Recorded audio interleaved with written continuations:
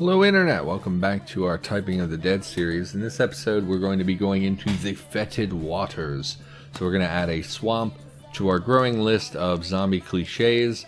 I was going to say a train is not really a zombie cliche, but then we had Train to Busan, and that's getting it's getting a sequel, which I'm excited for, but it's also getting an American remake, which I don't really feel is necessary because Train to Busan was a phenomenal movie. It's kind of like if World War Z was good, with a more realistic family dynamic and a better story. I really enjoyed Train to Busan. But we're hitting all these kind of classic horror movie locales. So we're into fetid water. I guess we're in a swamp, and we're going to go on the highest difficulty available, of course. Intermission. Obviously, the game's set up like a movie. We have this film grain, and you kind of see the blurriness and fuzziness to the filter.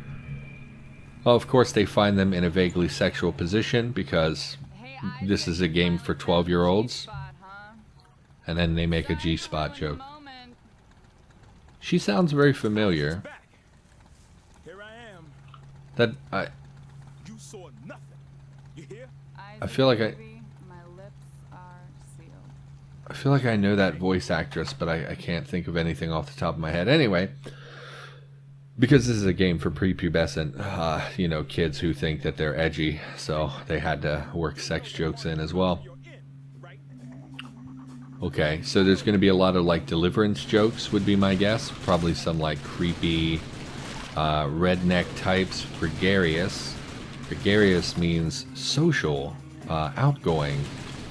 Extroverted, things like that. Actually, it means wanting company or spending time in company. Not specifically, but it's often used in reference to say like that you're social, even though what it really means is whether you're willing to talk to other people. Man, we're taking a lot of hits right off the bat here. Here's a stereotypical hillbilly type. Why would you stop running, survivor? Why would you just hang out over there? We did fully heal off that med kit. Snakeheads, roly-poly snakeheads. Fizzy, make, feel good. I guess he died in the back, so I'm a little irritated that he just stood there and died instead of running away like a sensible human being would. Stuff like that really annoys me. Z. Goat curry. Under the influence, inner city. Swamps. Yeah, this reminds me of Left 4 Dead, of course. Left 4 Dead 2, I believe, was the one with... Yeah, it was definitely Left 4 Dead 2 because they had the spitter and jockey in that one, which didn't exist in the first game. In fact, this looks like you took it out of Left 4 Dead 2. It's the exact same style. I mean, I guess this is what it looks like in real life. Do they have these long catwalks just in the swamp? Not catwalks, what am I saying? Boardwalks is what I meant to say. Is this what it looks like in like the bayou? I've never really been anywhere swampy, to be honest. I live in an area that's heavily forested. We don't really have swamps here. I've seen swamps, but usually only in movies and video games, or on like documentaries occasionally, that kind of thing. But I've never been to one. It's always odd to me when I see this sort of dense vegetation in games like this and stuff, where it's like so thick, because I live in an area that's like heavily trees, but it's also like monkeys avoid me. But even though we have a lot of like dense trees and stuff, it's still very easy to walk through. So whenever I see locations like this where it's like it's so thick that you wouldn't be able to comfortably walk, or there's a lot of water or mud or mush or whatever, it's just not something that I'm really brushed velvet. It's not something I've ever really been around. Run, lady. Night Watchman. His watch has ended. Can't really think of any other video game swamps off the top of my head. There's one in Jumpers. God, for goalposts. It's so many words. It's like, there's a swamp in EverQuest that I spent a lot of time in when I was like 12 and played a lot of EverQuest. It was called the Swamp of... it was the Lake of Ill Omen and the Swamp of No Hope, possibly, was the name of this swamp. They had a lot of leeches and giant mosquitoes in them, I remember that. So we'll slow down time here just to save this person, since we failed to save the last one. Excuse me, internet. I'm going to not edit that, possibly, and see how loud that was, because I turned away from my less sensitive microphone, and I'm hoping I can occasionally clear my throat without an issue. Yeah, I want to say it was the Swamp of No Hope. It was attached to Kabilis, which was the Ixar homeworld. There's a health kit way in the distance, but I can't get it, so I'm guessing we're heading in that direction. Leopard, Salesman, Witch Hunt, Sanitarium, Red Wedding. I already made a Game of Thrones reference. Okay. Yeah, it was filled with giant leeches, which I thought was really cool when I was a kid. And froglocks, which are like frog people. And there were... I don't think there were goblins there. Please don't shoot you. I will not. Fried sausages. Done. See, this civilian was very easy, but the first one we encountered just stood there and died. I've never understood in this game why the NPCs will just stand around and wait for you to rescue them instead of... Like, the zombies are fast, some of them, but like, you could still try, you know? You could still try to climb on something or run away instead of just standing there like an idiot. At least get behind me so that I'm protecting you with my gun. Something fishy goes first. Disorderly conduct. Well, I love EverQuest. I actually just referenced that on Discord. They were talking about...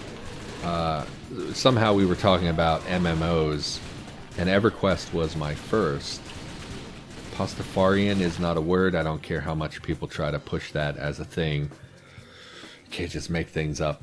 Yeah, EverQuest was like my first MMO. I got into it when I was like probably about 11 when the Ruins of Kunark expansion came out. That was like 99, I think, that came out. And yeah, really enjoyed that game. EverQuest, it's like when I play World of Warcraft, right? World of Warcraft is like really solid. It's the best MMO, really. And I won't take any disputes, so don't leave me any comments. But World of Warcraft kind of nailed the formula, right? It pinned down the formula. EverQuest was very rough. World of Warcraft is like a really full, fleshed out world with a lot of really cool stuff going on, a lot of quality of life improvements, a lot of just really neat stuff that you can do. EverQuest is more like I had to use my imagination. So like World of Warcraft is really fleshed out. There's a lot of stuff that you can do in World of Warcraft. EverQuest was much smaller in scope. Like the quests, there basically weren't that many quests. There wasn't that much for you to do. You had to kind of make your own fun.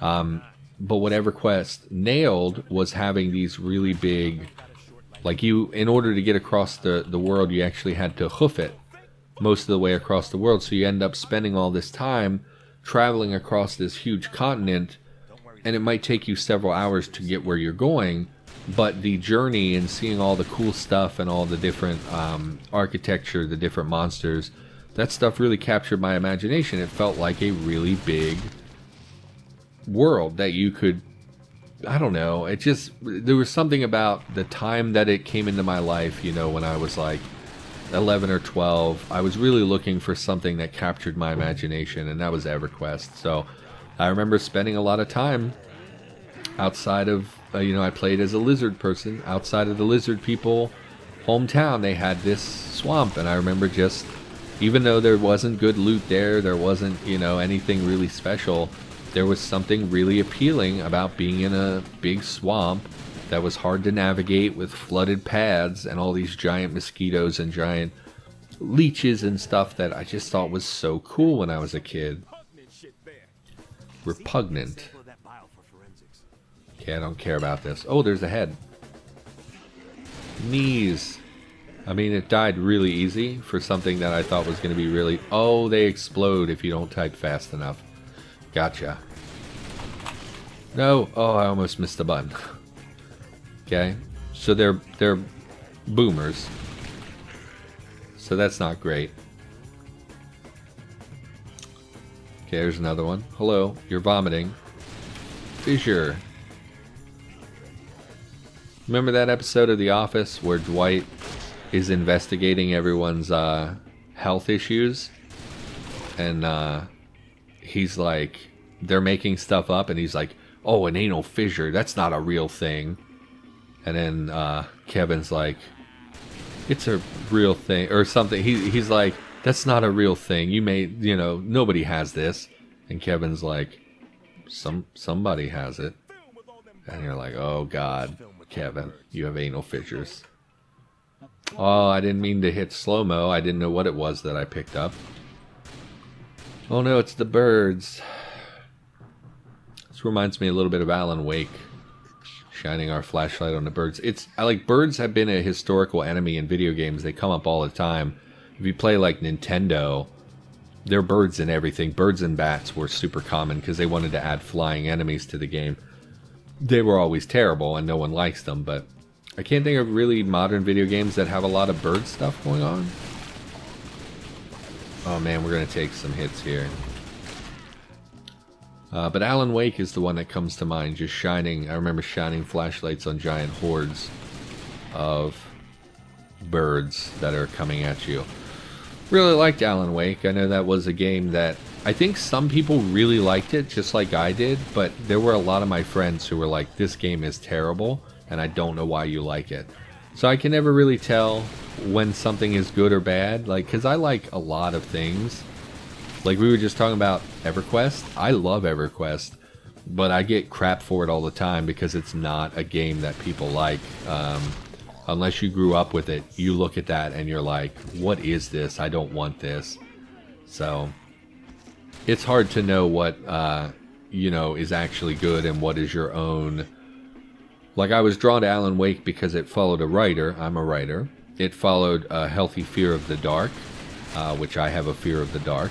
I know it's irrational, but it's one of the, I mean, I'm not like devastated by it or anything, but it definitely freaks me out and sometimes is really bad.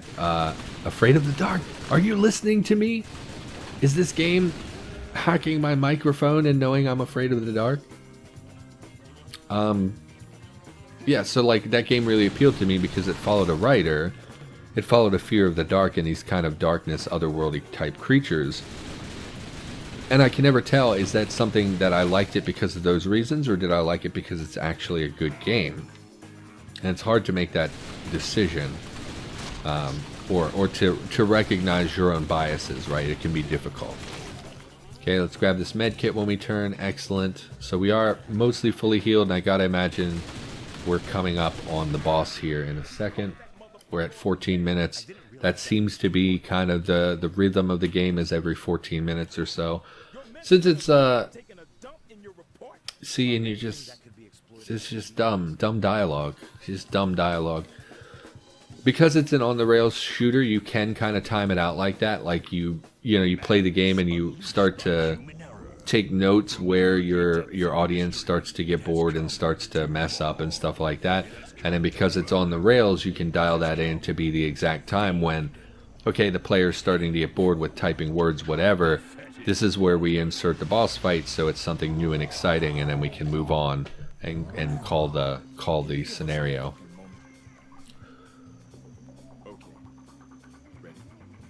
This is dumb.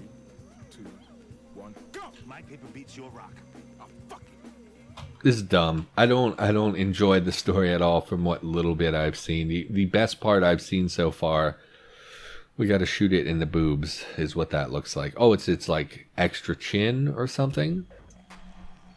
The best thing in any of the cutscenes so far was when the stripper had her hand cut off, which was like the most interesting thing that has happened. All right, hello monster in the distance. It ripped a hunk of its flesh off. That is, that's gross. Oop, messed up the word real bad. Oh, good. I think because we were so slow, we don't get more opportunities to shoot. I think if you're faster, you would get more hits off. So, like, is this the end kinky cuddle time? So that time we were able to get a second shot in, I think, because we were faster. Hello, what is your deal? Is he gonna burp or something? What are you doing? Oh, he puked at me. And not just puke, it was chunks. I don't know what that... I could do without the constant voiceovers. What is your deal? Are you ripping tumors off? Is that what that is? I can't really tell. I think that's what it's doing, is ripping off its own tumors and throwing them at us. Which is actually pretty interesting as like a character design. But the actual practical application is like, this is exactly the same as every other boss fight. So I don't really know what to do about that. I don't know how I would improve it. I always feel bad when I complain about games and don't offer an improvement. So like if I'm going to complain about something, I try to give like feedback on what I think would be better. We're not going to get, yeah. And I don't really have a great idea for a rail shooter. I don't know how you mix up the bosses, but it is annoying. That's a big tumor. Cows go moo. That is factually correct. Oh no.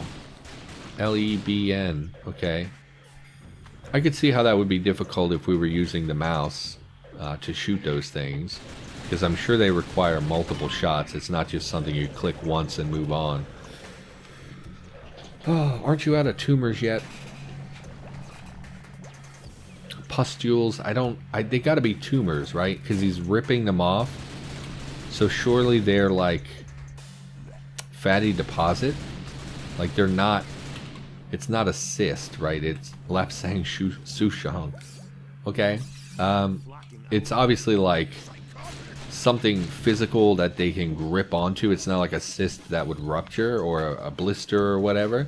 It's obviously tissue that you're ripping off.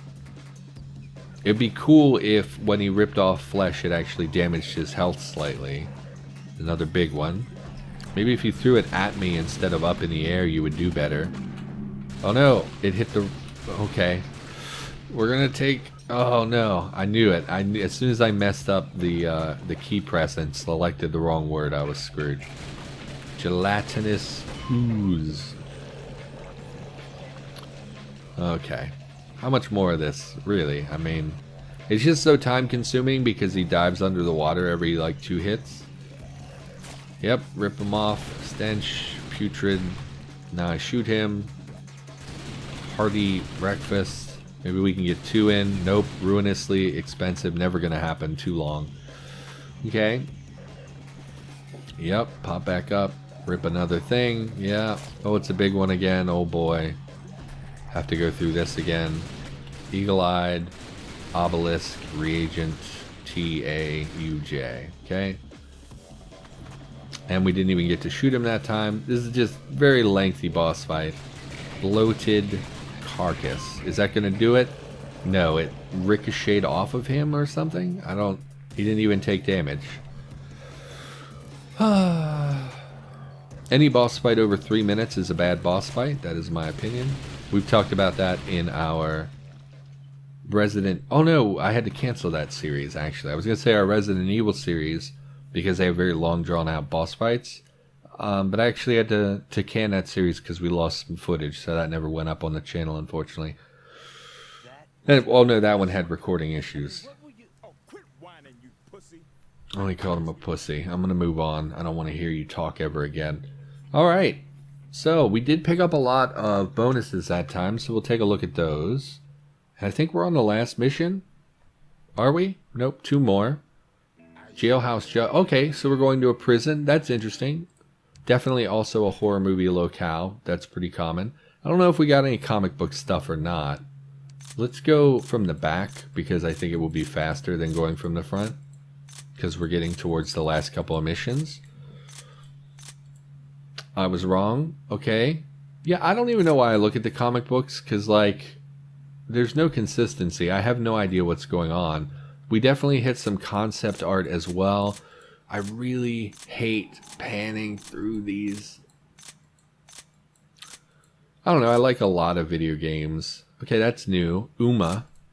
She wants to dance like Uma Thurman. Let's just keep flipping. Oh, you're a new one. That's the puker guy we saw with the distended belly. Looks like he's very veiny as well. I didn't actually notice that when we were fighting it. That was I mean, this is concept art, so they may have not even put that in the game. That might just have been part of the concept art, but that's still pretty cool. I really wish we would get posters. They seem like they would be the coolest thing. I could swear we picked one up. Okay. From the putrid depths. Oh, so it's literally just the poster that's displayed on the main screen. Oh, and I didn't even notice the boss was over here. That's pretty cool. From the putrid depths of mystery, it has come to maim. It has come to kill. It has come to feed. It came from the fetid waters. Okay. That's probably not good for my voice. I believe we also picked up a model or two. Made a weird noise that time. Okay, another basic guy. Redneck. He has a big old smile on his face. Like Heath Ledger.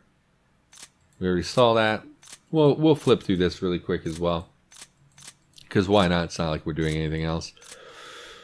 I don't even know what I was talking about. I like EverQuest. Hey, if you haven't checked out EverQuest, maybe give that a go. You got to go in with expectations, though. Otherwise, you'll be really disappointed at the old graphics and lack of questing, since it's mostly a game about grinding. I mean, I know we got a 3D model.